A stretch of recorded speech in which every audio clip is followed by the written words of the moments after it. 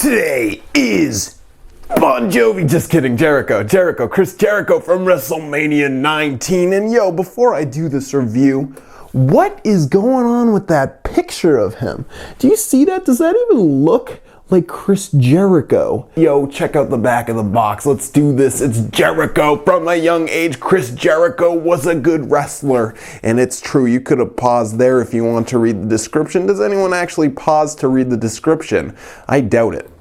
I know I never do when people say that, but if you do, good for you. You're reading. It's good to read. Jericho.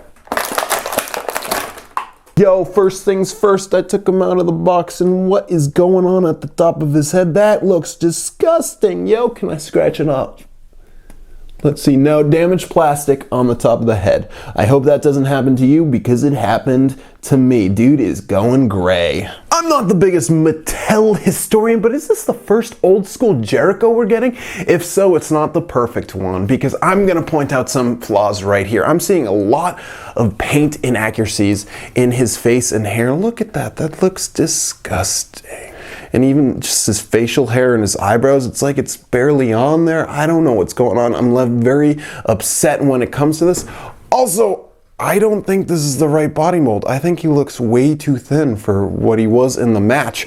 And speaking of what he was wearing in the match, I have noticed a problem.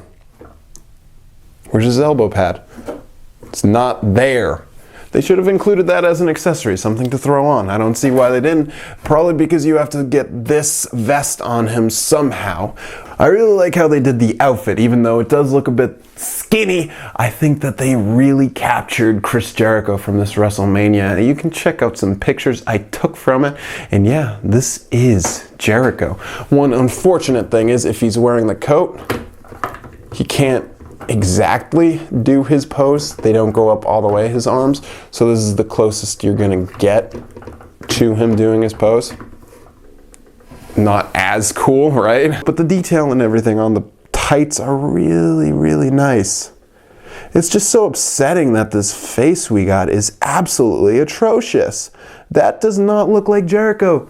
Hold on, pause it right here. Let's get this right up and close so you can see this compared to the Jericho picture I took from the match.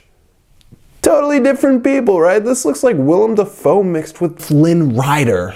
This looks like a guy from like NSYNC, Backstreet Boys, or before 4-4. You know what I'm talking about? It does not really give off the Jericho vibe. So yeah, I'm a little disappointed that it doesn't have the elbow pad, but that's not the reason why I'm saying that this is a bad figure.